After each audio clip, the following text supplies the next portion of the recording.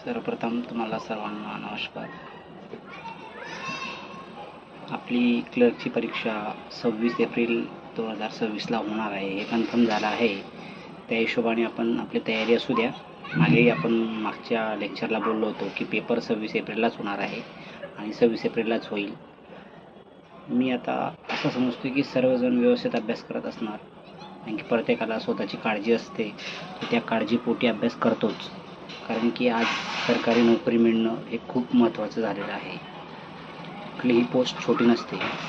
शिपाई पोस्ट ही खूप मोठी आहे. शिपाई पोस्टला सुद्धा भरपूर पोस्ट ग्रॅज्युएट लोकांनी फॉर्म भरले आहेत आणि ती पोस्ट मिळवण्यासाठी खूप स्पर्धा आहे. आपल्या हायकोर्टच्या परीक्षेमध्ये लिपिकसाठी फक्त 60 ते 70 हजार अर्ज आले आहेत, पण शिपाई पदासाठी जवळजवळ 1.5 ते 2 लाख अर्ज आलेले आहेत. यावरून लक्षात येतं की स्पर्धा किती जास्त आहे. ठीक आहे, असो, स्पर्धा किती असो, आपला अभ्यास असेल तर आपण 100% पोस्ट काढतोच. ठीक आहे, तर आजचा व्हिडिओ आपला या संदर्भात आहे की 10 ऑगस्टला जो आपला पेपर झाला होता लिपिकचा, 10 ऑगस्टला त्याचा पेपर माझ्याकडे आहे. हा पेपर आहे, तुम्हाला यूट्यूब चॅनलला वगैरे मिळेलच, अवेलेबल होईल. तर या पेपरमधून आपण फक्त जे 10 प्रश्न मराठी व्याकरणचे आहेत त्या संदर्भात विश्लेषण पाहणार आहोत की हायकोर्टला मराठी व्याकरणावर कसे प्रश्न विचारले जातात. हायकोर्ट म्हणजे मुंबई उच्च न्यायालयाचा जे कोणी अधिकारी पेपर सेटर असतील तर ते कशा पद्धतीने आपला पेपर सेट करतात की जेणेकरून सर्व विद्यार्थ्यांना तो पेपर सोडवता येईल. 10 प्रश्नांपैकी प्रत्येकाला 9 ते 8 मार्क सहज मिळतील अशा हिशोबाने प्रश्न असतात. आउट ऑफ सुद्धा मिळू शकतात. तर पहिला प्रश्न आपण बघत आहोत. ज्यांच्याकडे PDF असेल त्यांनी त्यांच्या PDF मध्ये बघावं. तर पहिला प्रश्न आहे, खालील शुद्ध शब्द ओळखा. अशी एकही परीक्षा नाही की त्याच्यात शुद्ध शब्द नाही. एक मिनिट. तर बघा, खालील शुद्ध शब्द ओळखा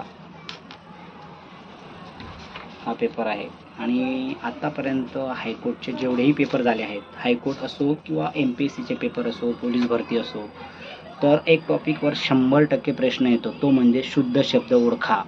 तर माझी तुम्हाला विनंती आहे की तुम्ही अभ्यास करत असताना शुद्ध शब्द या टॉपिकवर 100% लक्ष द्या. 1 मार्क तुमचा फिक्स करा. 100% 1 मार्क त्याच्यावर येणार. आणि आता जो 26 पेपर येणार 26 एप्रिलला, त्याच्यावर सुद्धा तुम्हाला शुद्ध शब्द ओळखा याच्यावर प्रश्न असणार. तर इथं शुद्ध शब्द आपल्याला अंतरात्मा, अंतरात्मा, अंतरात्मा आणि अंतरात्मा असे शब्द दिलेले आहेत. इथं शुद्ध शब्द म्हणजे कसं आहे की तुमचं व्याकरण किती स्ट्रॉंग आहे हे या प्रश्नामधून तुम्हाला ओळखायचं आहे पेपर सेटरला, की तुम्ही शुद्ध म्हणजे तुमचं मराठी किती स्ट्रॉंग आहे, मराठी व्याकरणात तुम्ही चुका करू शकता का. तर शुद्ध शब्दमध्ये बरेचसे प्रश्न विचारले जातात. आता अंतरात्मा हा शुद्ध शब्द तुम्ही तिथं ओळखणारच असाल. पुढचा प्रश्न आहे की खालील शब्दातील अचूक शब्द निवडा. बघा, 10 प्रश्नांमधून 2 प्रश्न तर शुद्ध शब्द आले, म्हणजे तुमचे 2 मार्क इथं फिक्स झाले, राहिले 8 मार्क. तर 8 मार्क ते कसे असतील ते बघूया आपण. तर याच्यात त्यांनी दुसरा प्रश्न विचारला आहे की खालील शुद्ध अचूक शब्द ओळखा, शुद्ध शब्द ओळखा. हे बघा, समोर प्रश्नपत्रिका आहे तुमच्या. तर परिस्थिती, परिस्थिती, आपले उच्चार असतात ना, उच्चारावर आपला शब्द लक्षात येतो. परिस्थिती, परिस्थिती अशा पद्धतीने.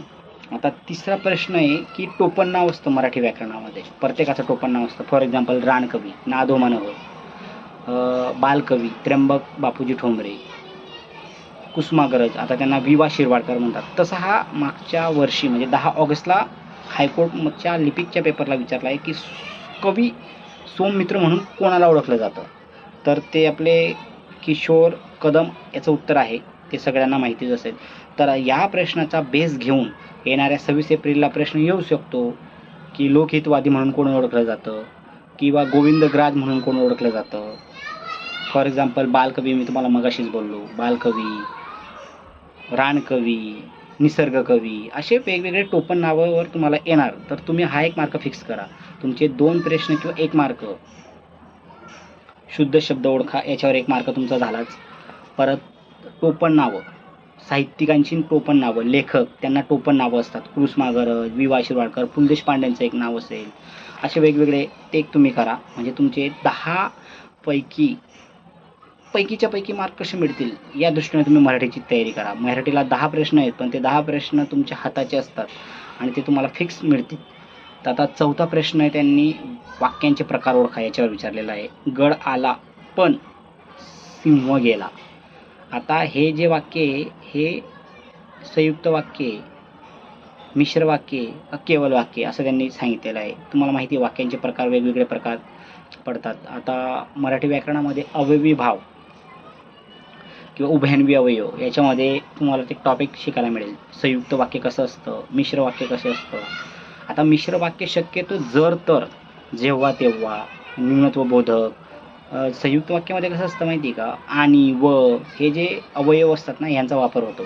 आता गड आला पण सिंह गेला. आता हे संयुक्त वाक्य याच्यात न्यूनत्वबोधक आहे. त्याच्यात काहीतरी सांगितलेलं आहे, गड आला पण काहीतरी दुसरं एक गेलेलं आहे आपलं. जसं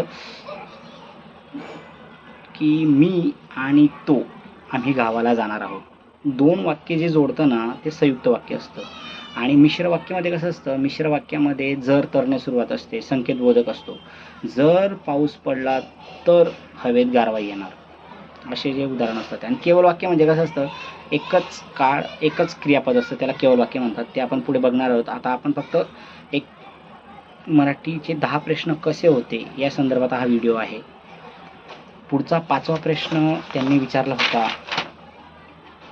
शब्दाच्या जोडीने येणारा शब्द, सोवडे पोवडे. जसं आवडा बिवडा, उद्या बिद्या, आपण जसे जोड शब्द असतात ना त्या पद्धतीने हे शब्द असतात.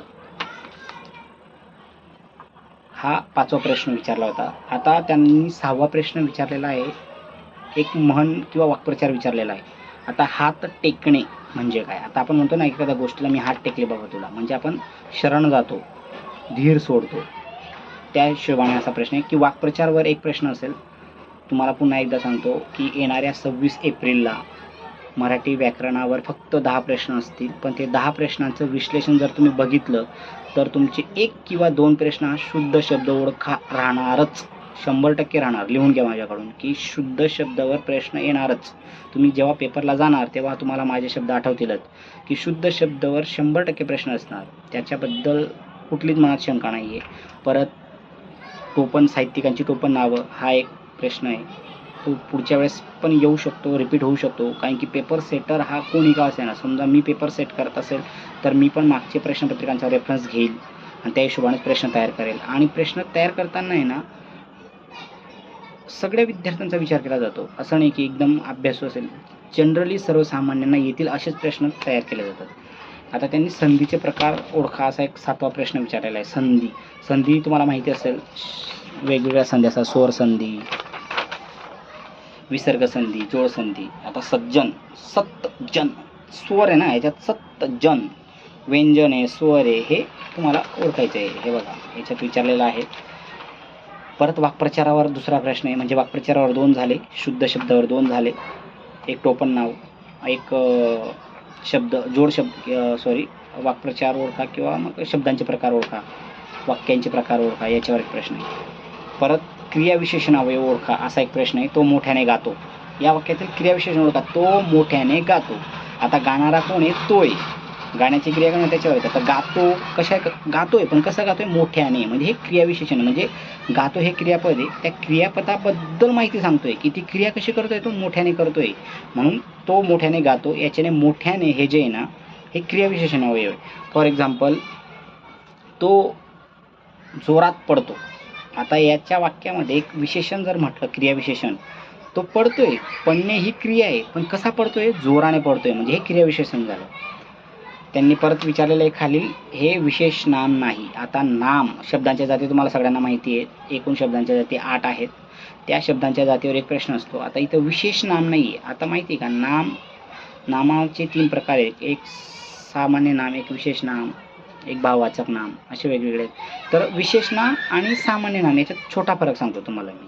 आता मुलगा, हा मुलगा हे सामान्य नाम झालं, पण त्याला जर आपण नाव दिलं की राहुल, हे विशेष नाम झालं. आता नदी, नदी हे माहिती आहे सगळ्यांना, नदी म्हटली तर भरपूर नद्या आल्या, पण मी स्पेसिफिक म्हटलं की उल्हास नदी, काडू नदी, काडू हे विशेष नाम झालं, पण नदी हे सामान्य नाम झालं.